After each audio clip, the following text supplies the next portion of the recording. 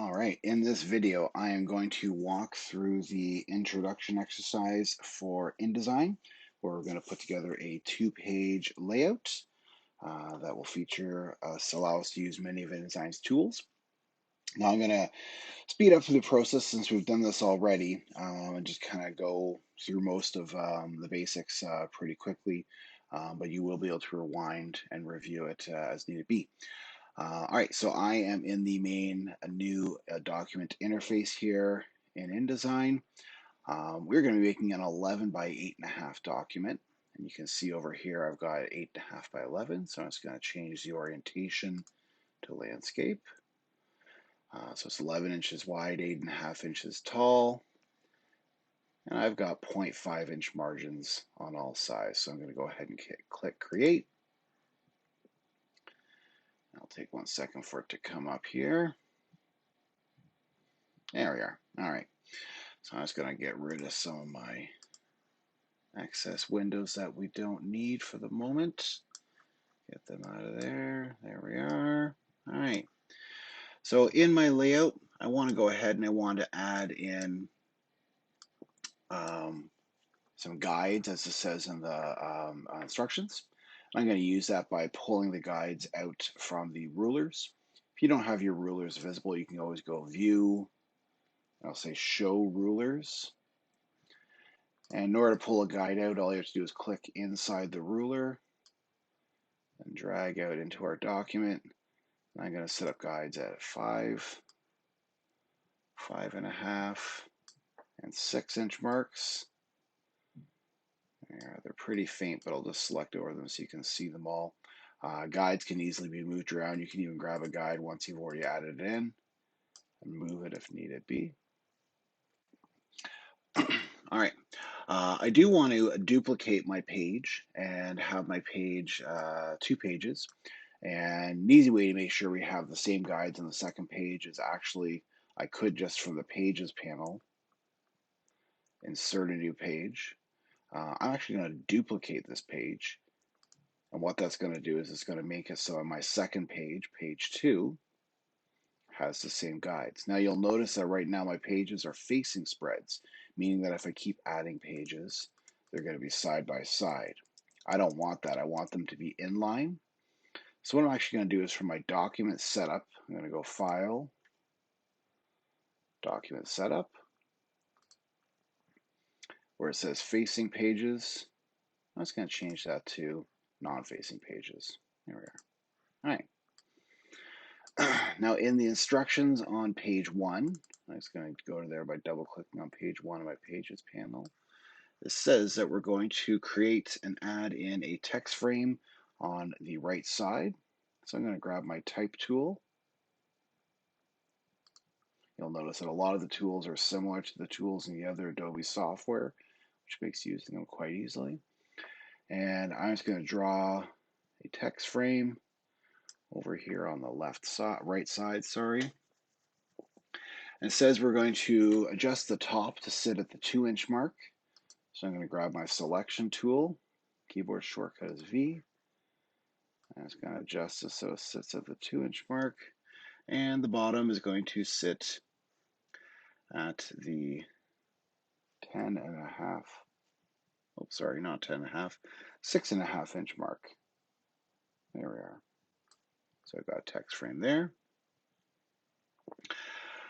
I'm going to add in some type, and depending on the version, it'll either say Adobe InDesign, what can it do for you, or the other type that we have. This is all about creative layout, page layout, InDesign.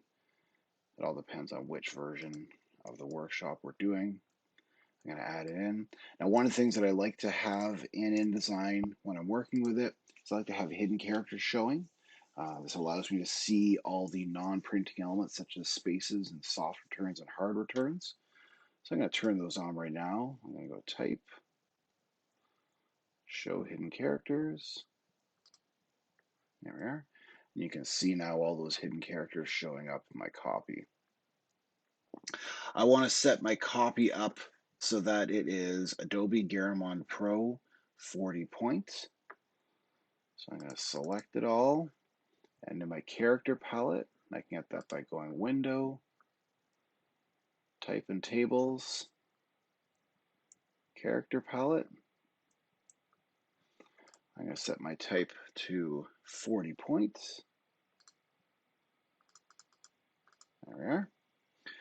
And I'm going to center justify it, and I can do that with my paragraph panel that I get by going Window, Type and Tables, Paragraph. I'm going to center justify it, and I'm going to turn off hyphenation. That's at the bottom of the paragraph panel. And then I can add in a forced line break if I want by hitting Shift Return. There we are. Looking pretty good so far. It's all about creative page layout in Design. I think actually in the actual version I made, I have a forced line break or a soft return there as well. It's all about creative page layout in Design.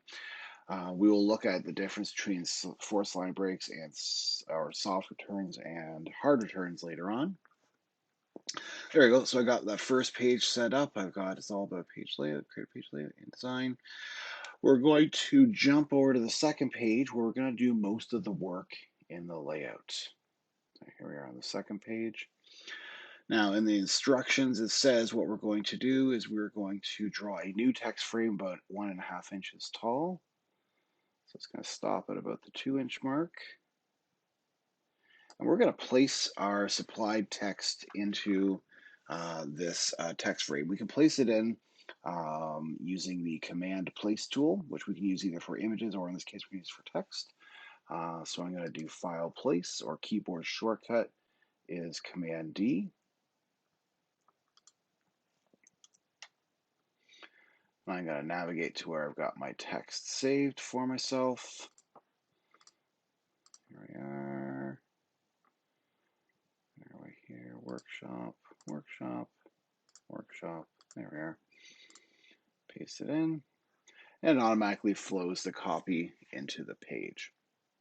We want to actually have this flow from one text frame to another, which is known as threaded text frames. So I'm going to go ahead and draw 2 more text frames, starting at about the 2.25 inch mark, and just following the guides that I've made. I'm going to draw 2 more text frames. And you'll notice in the lower right-hand corner of that first text frame, there's a little red plus at the end. That means there's overflow text. I want to have the text that's in here flow into this text frame and then flow into this text frame.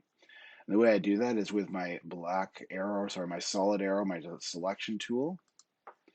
I'm going to click on that little plus, load my cursor. You can see the text on my cursor now. I'm going to click on this text frame, and so the text now flows from here into here. And you can see at the bottom I've got it again. So I'm going to do it again. And now my type flows all the way through from one text frame to another. So it's flowing all the way through my body, through the body of the text. I want to actually change these 2 lower text frames so that they have 2 columns in each one. And I can easily do that by selecting the text frame, and I can right click and go to my text frame options. I can see where it says number of columns under the general tab. I'm going to change that to 2. Click OK. I can select this one, do the same, but this time I can actually go, there's another way of finding that same tool. I can go Object, Text Frame Options, change it to 2 columns. So now instead of having a whole bunch of text frames, I've got 2 text frames, but they each have 2 columns within them, which makes it easier for layout and formatting. Alrighty, we're at the character formatting section on page 5. It says, in addition to the control panel, InDesign provides several methods for formatting text. What we're going to do is we're going to do some basic formatting, and then just for the sake of speeding things up, we'll jump right into creating some styles to make our type formatting a lot easier. I'm going to select all the text, and I can do that with the type tool. I'm going to select inside the text frame. Keyboard shortcut is Command A or type or sorry, edit, select all. Whoops, come on. Don't beach ball on me. There we go. Oops, okay. Edit, select all, or as it says here, Command A. Select color type. And what we're going to do is we're going to start by disabling hyphenation, which can be found in that same paragraph panel, the very bottom left corner of it. Turn off hyphenation. Hyphenation, as we know, is poor typography, so we're going to make sure we don't do that. And then in our character palette, we're going to change our typeface to Adobe Garamond Pro, or Adobe Garamond is fine. Regular version. I'm going to set the body copy size down to 9.5. There we are.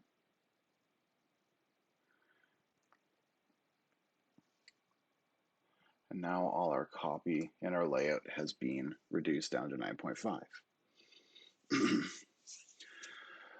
We're going to adjust our header in here, welcome to InDesign or Adobe InDesign, depending on what version you're doing. I'm going to select that first line of type, and I'm going to set it at 44 points. And I'm also going to set it so that it is all caps. So in my character palette, under the point size, I'm going to set it to 44. I'm going to set it to all caps, which I can use from either the flyout menu on the side or in the control panel at the top. Set to all caps. And I'm going to center justify it with the paragraph panel. So we've got Adobe InDesign or Welcome to InDesign, depending on the version. All caps, 44 points. We're going to do the same with the second line, what InDesign can do for you. We're going to set this one to 32 point, and we're going to center justify it as well. So select that, 32 points in the character palette, and center justify. Now I want to force all the type out of the top frame here that falls after the word you. So it'll just be Welcome to InDesign or Adobe InDesign, what InDesign can do for you. So I'm going to select that hidden character, that paragraph return at the end of the line, and I'm going to change it into a forced frame break. And I can do that by right-clicking and go down to Insert Break Character. I'm going to use a frame break. What that's going to do is it's going to force all the type automatically to jump into the next section. I don't have to worry about any other type sitting up in the top there for me. Last thing I want to do with that top text frame is I want to vertically center the type. And this is actually not a typographic setting, it's a design setting. So what we're going to do is we're going to select our text frame with our selection tool, keyboard shortcut V. And I'm going to right click text frame options again. And this time at the bottom of that general tab, you'll notice where it says vertical justification. I'm going to align it to the center. There. Now my text sits vertical center and horizontal center. Alrighty. What we'll do is we'll now do some basic body formatting. And in these directions, it talks all about setting up the body by selecting the line of type and then changing the formatting. What I'm going to do here is I'm just going to demonstrate how we can actually do this all directly with styles. We might as well just actually format it with styles right away now that we know how to use styles, rather than formatting it all and then coming back. So what I'm going to do, I'm going to demonstrate two different ways we can do styles. The first way is I'm going to deselect out of my text frame. The first way would be to take our paragraph style panel. I'm going to go Window, Styles, Paragraph Styles. And in my paragraph style panel, I'm going to click on Create a New Styles at the bottom, or from the flyout menu, New Paragraph Style. I'm going to set a new style for, I'm going to name this one Primary Subhead. because we only have one of those and the rest are all just subheads. So I'm going to call it primary subhead. And for the primary subhead, I'm going to set it to all caps and 11 point and bold. And so you'll notice that all the tools that are in the character palette and the paragraph palette are also along the left-hand side of my paragraph style here. So I'm going to select under basic character palette, basic character formats. I'm going to select Adobe Garamond Pro. There we are. Bold. I'm going to set it at 11 points. 12 points, way too big. And then I'm going to set the font weight. So 11 point, oh, all caps. That's where it says case. I'm going to set it to all caps. I'm going to click OK. And you'll see now my paragraph styles, I've got primary subhead. What I can do is I can now select that first line, and always make sure you're selecting all the way up to and including the hidden character. And I'm going to change that to primary subhead. Oh, looks like I forgot to turn off hyphenation. So I'm going to deselect out of there, go back into that primary subhead, and you'll notice halfway down the left side, I've got hyphenation. Make sure I turn that off. There we are. Now my subhead has been set up nicely. And as I said, in the instructions, it says you can go through and you can do, it says to go through and highlight, change, and use all the changes in here. But we know how to use paragraph styles, so we might as well actually just jump right into using them at this point, speed the whole process up. We're going to format the rest of the subheads, and we're going to set them at all caps 9.5 semi-bold using the control panel. So I'm going to make a new paragraph style, but what I'm going to do this time is I'm going to do it differently. I'm going to actually select the subhead. I'm going to format it. So I'm going to select Adobe Garamond Pro, semi-bold, keeping it at 9.5, but also making it all caps. There we are. And so what I'm doing this time, which is different, is rather than making the style and then applying it, I'm going to format and style my type, and then with it still selected, in the paragraph style panel, I'm going to click on create new style. And I can see there paragraph style 1, that new style. I'm going to double click on it to edit it. And I'm going to call this one subhead. Make sure to turn off hyphenation. Good. And the one other element we're going to add to our subhead, and you'll see that what it's done is all the formatting I just did here, it picks up and copies. I'm going to add under the indents and spacing a little space before and a little space after. So I'm adding 0.625 for space before, 0.0625 for space after.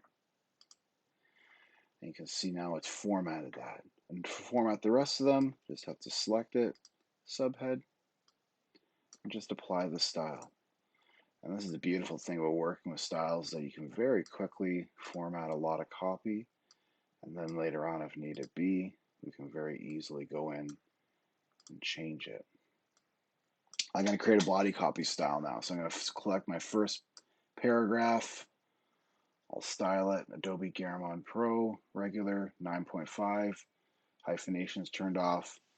So I'm going to actually not have to change anything at this point because it looks pretty good. So I'm just going to create a style based on that. So later on, if needed be, I can change it. So I'm going to click Add a New Style. We'll call this one Body Copy. And all it's doing is just making a new style based on what I have selected. So if I had this top line selected and create new style, it would make a new style based on Welcome to InDesign or Adobe InDesign here at 44 or 40 point. So I'm going to click OK. Now I'm going to apply that to all my other paragraphs. And the reason why we want to apply it to all our paragraphs is because if we ever do decide to change things, I'll show you in just a moment once I've got it applied. Body copy, body copy.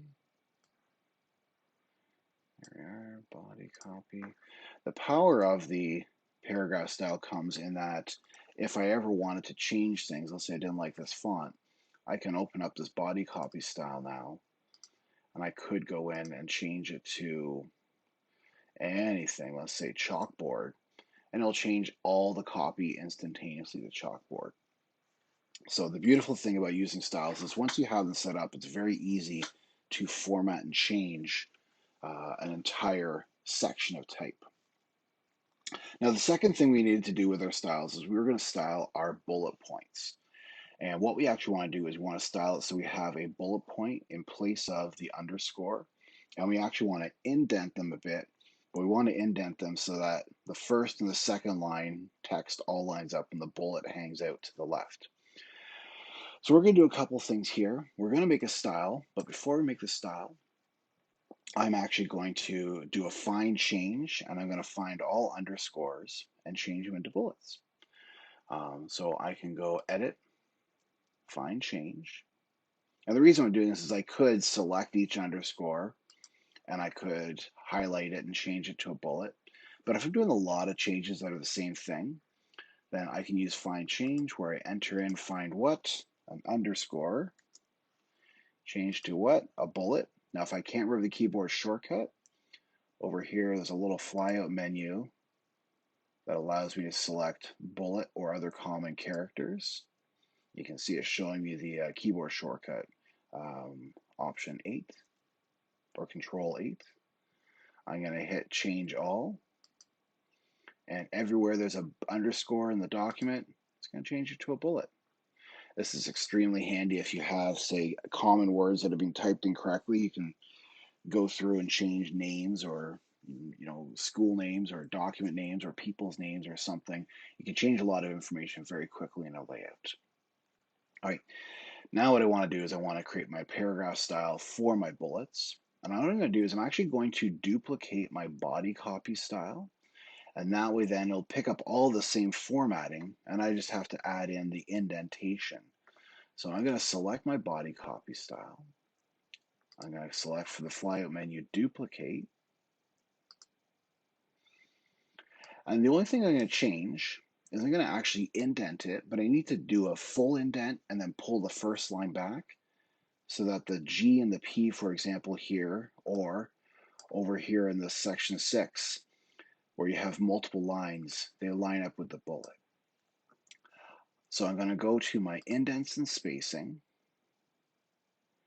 I'm going to do a left indent, and you have to always do it in the order of the full indent and then reverse the first line indent afterwards. So I'm going to do a full indent of 0.1875. And then my first line indent, I'm going to pull back as to a 0.125. I'll show you what that's going to do. I'm going to select this now, change it to, body copy, I forgot to name it.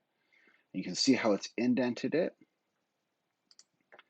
and it's lined up our G and our P. Now, if we really want to be fussy, I'll zoom in here for a second. If you really want to be fussy, I'll go into my body copy. I'll rename it body copy bullets. If I really wanted to be fussy, I could go indents and spacing, and I could do first line indent and maybe do 1125. See if I can get it even closer. And I can make it so that it really lines up perfectly. 1, 1, negative 0, 1. Let's see if that does it. There we are. I can be really fussy and I can change it if I wanted to. And now my type lines up really nicely. The other thing I could do is if I wanted to add a little bit more spacing in between each of those, I could add a little bit of space after, just to space my bullets out a bit. It's not necessary, but typographically speaking, it just makes it a little nicer. Click OK. And then I can apply that new body copy bullet style to everything else as it follows through all the way to the end of the document. And actually, I just applied it as well to that last line. Let's make that body copy. There we are. So now I've got my whole section, all my type formatted quite nicely and quite easily using the styles. In the instructions, one of the few things it also says at the end is that we're going to add a style, in this case a character style, to that line adapted from the Adobe InDesign CS Bible. We're going to change it to 9 point and italic. Paragraph styles are used to format entire lines of type, or entire lines of type, or entire paragraphs of type. But if you ever need to have, like, say, one or two words formatted slightly differently, we would use a character style. Character styles are add-ons on top of paragraph styles. And what that means is that they will follow the formatting of the paragraph style if it changes, but they'll say allow you to have a bold version of the text or italic version of the text. I'm going to do that with this final line here. I'm going to change it to smaller size and italic. And then in my character styles panel, window, styles, character styles, I'm going to click on the create a new style button, and I'm going to create a new style for it. Now you'll notice that right now I've got a little plus. That means there's an override. That means in my body copy, I've made a change that's outside of the parameters. The way I fix that or get rid of that is by making that into a character style. I'll call this one italic type. There we are. And you'll notice that override is gone. And now I've got that. And if I ever want to see anything else to italic type, I select it, italic type, and just automatically could change it. So we would do this, say I wanted to make a character style to make the keywords here bold. I could do the same thing. I think in the instructions it says to add some tracking. There's my tracking there. That's my overall letter spacing. I'll click on another character style. I'll call this one body copy bold or something. I can select all these other little subheads and do the exact same, not subheads, like section markers or whatever you want to call them. So character styles and paragraph styles allow for a real quick ease in terms of changing and adjusting type. And what makes it nice is, once again, because they're all connected, when we set them up properly, that if we wanted to very quickly change, let's say I wanted to make this into a nice clean sans serif typeface for everything. There we are. I've got my subheads in there. If I were to go back into my body copy style and change it to a sans serif, so um, let's say something like Avenir, which I think has a lot of versions, or yeah, here we are, Avenir. It'll change all the type. Now it didn't change the other sections, and I'll show you why. I'm going to hit cancel for a second. I'm going to go into my body copy bullets, and where it says based on, I'm actually going to change that to body copy. What that means is that when I change my body copy, it's going to follow along in the same manner. I'll do the same with my subheads here, based on body copy. And I'll do that with my two character styles. Italic type, based on, actually, with me, it's going to force me. All right, I get myself mixed up here. You don't set it with the character styles; they automatically follow suit.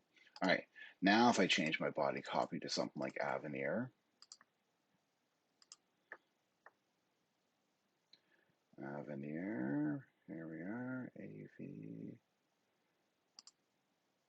You'll notice that all the other text follows suit. Now, the reason why it's showing up pink is because the bold version or the semi-bold version is not activated, and that's why it's showing up pink. But the nice thing here you can see is that with the right formatting, if you want to change your type, you can easily change the type as it flows throughout the entire document. All right, I'll wrap this up quickly because we're at about half an hour now and it's starting to get pretty long. The last thing in the section is adding in images, which we've done together. but I'll very quickly add in the images. Now, whenever I'm adding images into an InDesign layout, I always like to add in a second layer. So I'm going to go to my Layers panel. I'll name my first layer Text. I'm going to make a new layer and call this one Images. Lock my text layer just so I don't mess with it.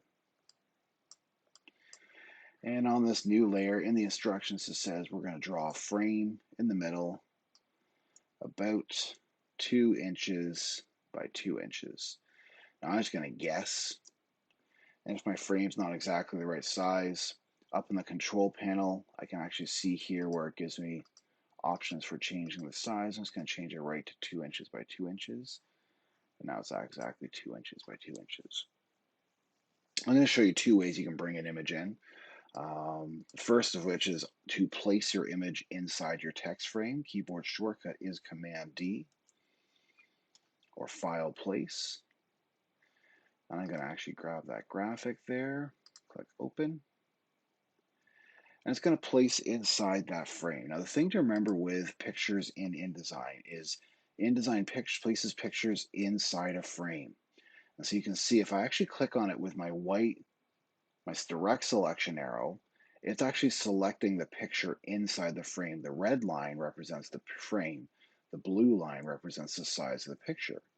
And you can see my picture is actually larger than the frame. So I'm going to adjust my size of my frame to make my picture fit. InDesign treats images as if they are sitting in frames. So the thing is, you can actually even have a frame. You can move a picture around inside a frame with your white arrow, your direct selection arrow. Sorry, I keep calling it the white arrow. That's an Illustrator, and here it's just the darker color arrow, so I'll just call it the direct selection arrow. You can actually move images inside a frame, and you can even use a frame to crop out an image. The two things are independent, so the one size is not dependent on the other, which allows for some pretty creative stuff once you get the hang of it.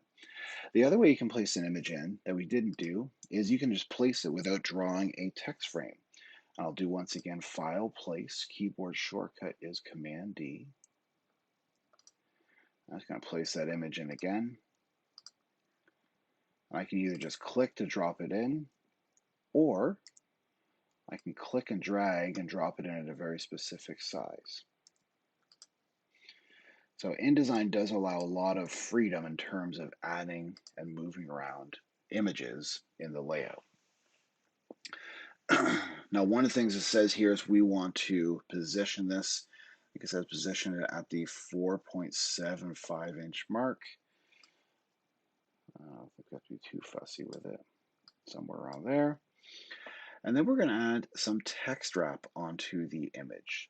What text wrap is, once again, is that it forces type to move around an image, allowing it to flow freely depending on where the image sits, and not have to worry the two conflicting with each other.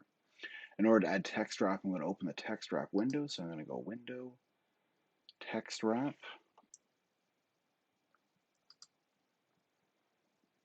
And in this case, I'm going to choose Wrap Around Bounding Box. It's the second option. You can see it forces the type to wrap around the image frame.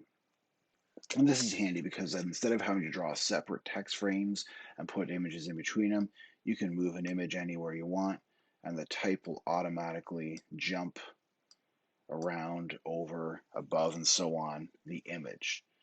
So it's really handy for being able to have your image sit anywhere within the layout. There is a second image in the instructions on the front page, but I don't think it's really too much of a worry to actually go in and show how to do that because we've added in many images already in class together. So the last thing I'll show with this is adding in color and setting it as a tint in the headline here. I'm going to, better unlock that. I'm going to select my text frame at the top here, and I want to add in a specific color value. So I'm going to grab my color panel and my swatch panel together. So window color, color. There we are. Grab it from another window. What we're going to do is we're going to set this as a color and then change our color to a swatch so we can adjust it as a tint value. And the color we're going to use is 38 cyan, 96 magenta, 32 yellow, and 7 black. It gives us a nice kind of dark, almost like a garnet kind of color. I want to turn this into a swatch so that I can adjust it as a tint value, which is handier for designing. It helps with contrast and repetition. So in the swatches panel, I can see that color there. I'm going to bring it down and add it. Come on, you can do it. There we go. Add it as a swatch. And once it's added as a swatch, I can then actually adjust the tint and make it a lot lighter if needed be. If I were just to try and make it lighter using the actual color sliders, I would never be able to get this kind of a tint value of it. I'm going to add a stroke to that frame. Let's get these out of the way. And I can do so with a selected. I can go to my swatches panel or my color panel, select the stroke, and add a stroke. And then to make that thicker, I'll open up my stroke panel. So window, stroke. And in the instructions, it says to make it 8 point. And you'll notice there's lots of options for adding strokes. I'm going to make the stroke type thin, thick.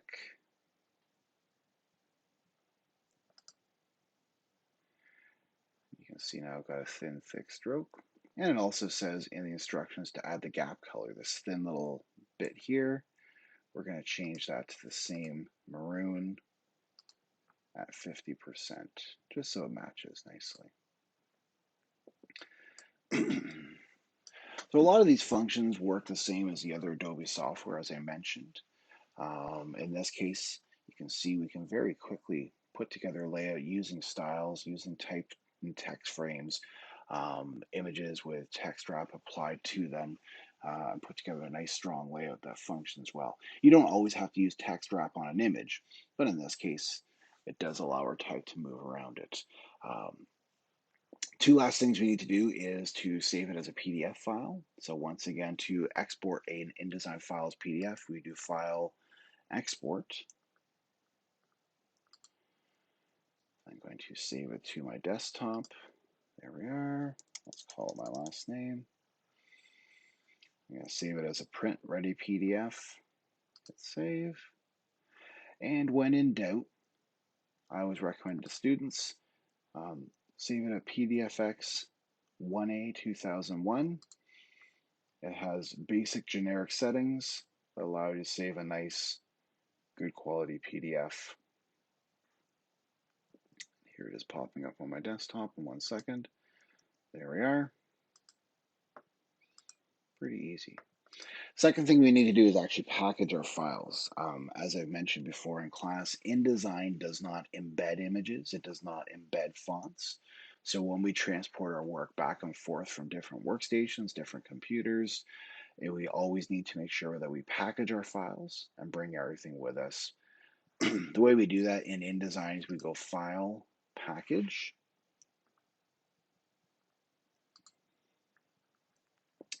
In the package screen, we'll get a summary at the very beginning. If there's ever any issues, you'll see a little yellow triangle. In this case, I've got no issues. I got a bunch of fonts used. I got a bunch of links, color, and so on. Everything looks fine. So I'm going to hit package. Got no problems. It'll ask me to save my publication, so I might as well save it. I'll save this to the desktop. Same thing again. Just give it my name. There we go. In my package saving screen, it's going to ask me to create a package folder. It's going to choose a name based on the file name. You'll notice there's a bunch of options for things to include as you package it. I'm going to recommend to select everything. You want to copy all your fonts, copy all your graphics that you're using. You want to update the graphics, use document hyphenation, include fonts and links from hidden or non-printing content, which we want. And then also include an IDML and PDF file. PDF is handy because it allows us to quickly visually see what the file looks like. IDML is a backwards compatible InDesign file. InDesign is one of the few softwares that a newer version is not compatible with an older version. So if you make an InDesign file with InDesign 2022, 2021 will not open it, but you can open a file with an IDML file, so it's always good and handy to have that. I'm going to hit package. It'll save everything to my desktop. As you can see here, it's creating a package. Now, if I look in that package, there's my PDF, there's my InDesign file, my IDML, links, all the link graphics I used, and fonts. Now, if your fonts are from the Adobe Creative Cloud, it will not package them. It'll just leave a little, it knows to activate them when it's open on a different computer. The last thing I'll point out is you'll notice on my desktop, there is this IDLK file. That's the lock file that when I'm running the InDesign document, that lock will be present. But as soon as I close my InDesign document, it'll disappear. If everything looks good, I can zip my folder, right click, compress. There we are. And now I have a zip file that I can easily take anywhere and make sure that I don't lose any elements of my layout. So that is the basics of the InDesign layout. And from there, as you can see, we can pretty much create almost anything. Working with styles is extremely handy to format our text very quickly.